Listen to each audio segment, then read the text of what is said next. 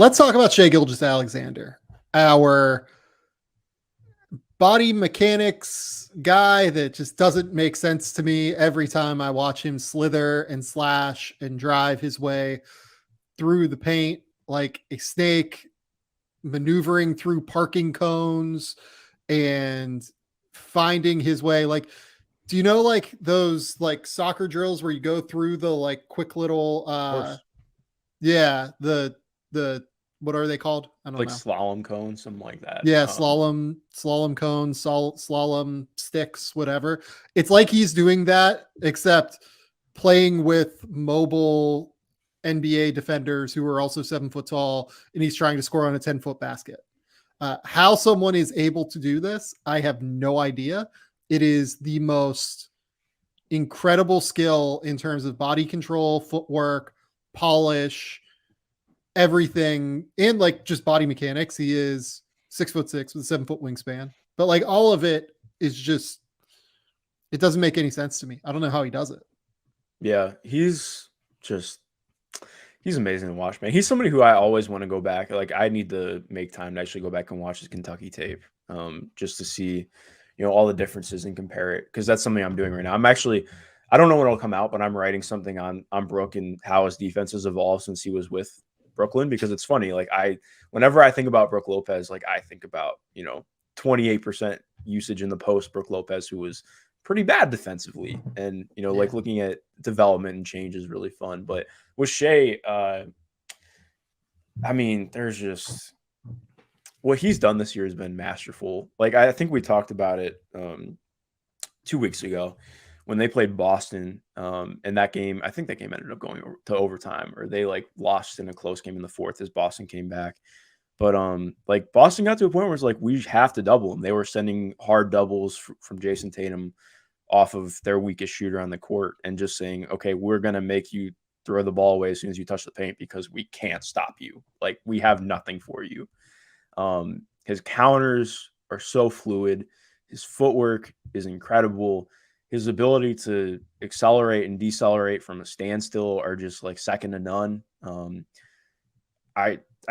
It's just, and I think the bigger thing too, like my favorite part about Shai are the angles. Like, I think he just throws up shots in a way with his just ungodly touch that you can't really account for as a defender. Like, he'll do these things like coming off of 45, like just kind of like flipping the ball offhand, like almost like an underhand version of like a sky hook.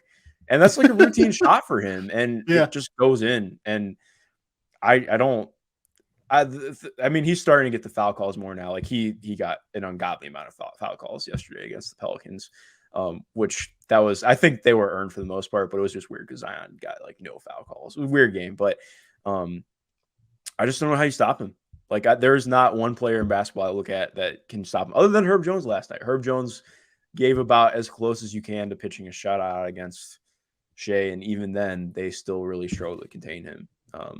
He's unreal. Like, the passing has really grown too. I think that's the bigger thing. Like, I wouldn't call him like a god tier passer or anything by that stretch, but I think his assists are almost not very indicative of how good of a passer he is, just because of what the shooting is on that OKC roster right now. Like, he's very clearly gotten to the point where I think it was up for question a year and a half ago whether or not he could be the engine of a team, and I think right now I'm very much there. Like, the way that he's able to score and how good of a playmaker he is out of that, well, also just being the best driver in basketball. Like, yeah, that guy can lead any team. Like, this OKC team is legitimately solid. Like, and a lot of it is because of what Shai does with raising the floor around what that team is.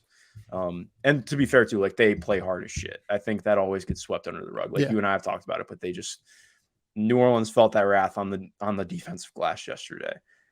But Shai's amazing, man. And I'll go as far as saying first time All NBA, which isn't like that's not really like a revelation, but yeah.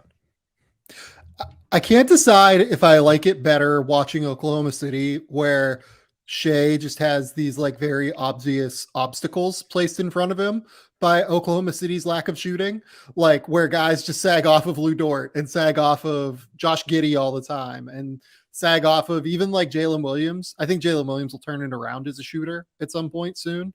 But like their only shooters above 35% from three right now, even are Poku, most of which comes on like trailer situations and like pick and pops. Like it's very rare where like someone it feels like is guarding him and like truly treating him as a floor spacing threat.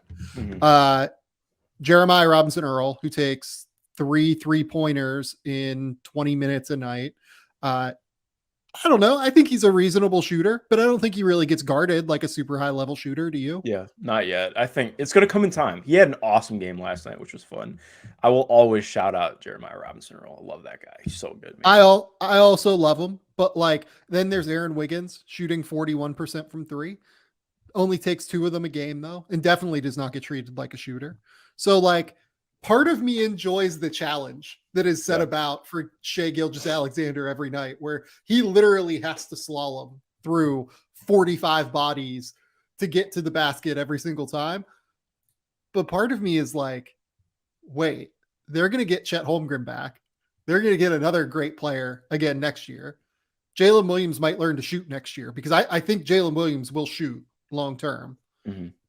They're going to have actual spacing at some point. Like it's very easy to envision this as a situation where they play 5 out. And can you imagine Shai Gilgeous-Alexander in a situation where he doesn't have to slalom around 45 guys to get to the rim? I mean, can you imagine him with a lob threat too, and like having a real roller? Because that's been the biggest thing that I've wanted from OKC, and part of why I was so excited about Chet is just having a true big that he can play with. Because like as much as I do like a lot of the front court players for OKC, it's a lot more pop guys, a lot more guys who you're expecting. Like yes, they're athletic and they can do lob things, but it's in terms of the actual screen setting and opening things up for a driver, like it's not really there. And I think that's what I was so enticed about with Chet, and why I'm excited to see what that can look like next year. Because yes, like that just opens up even more for him that we haven't gotten to see yet, and that's incredibly enticing. Like the last time we really got to see that was with Al Horford 2 years ago, and honestly, like it was cool stuff. Like you got to see really exciting shit for him, and I mean, that's been 1.5 years already, 2 years since we've seen that. So I'm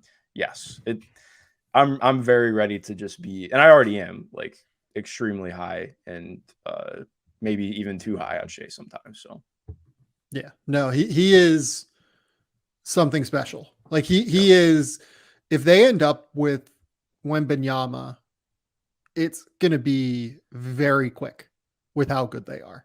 Like it is going to turn like that because they're going to get Chet and Vic in there at the same time. And it's going to be very hard to score on them because they have so much length, and they're going to be able to play 5 out immediately. And that's actually the lineup, how you get the utmost out of Josh Giddey as well. And you can play super big with 6'6", 6'8", 2 7-footers, including a guy that's 7'4", plus whoever you want in the backcourt. Like you could theoretically put Aaron Wiggins there and go super, super big. You could go Lou Dort and go like super physical, where he can guard 1 through 4 on ball, at least effectively. You can go Jalen Williams, who's obviously 6'6". Like it's like you could theoretically put like Jeremiah Robinson Earl with that duo, and it works. And like if you just want to like reduce the impact and have them have someone that can guard in the post, right? Like they're going to have so many lineup options if they were to get Wemby, but that's obviously like a, at most 25% chance. Probably more like that's at most going to be like a 14% chance probably. So yeah, no, this is a great team. I love Oklahoma City. I love watching them. They're one of the teams I find myself gravitating most toward. Poku All-Star 2028. It's coming. Right, yeah. The elite rim protector connector that everybody's just been waiting for. He's so fun, man. I love watching him play. Can you imagine the meltdown I'm going to have internally if we get a Poku, Chet, Wemby lineup?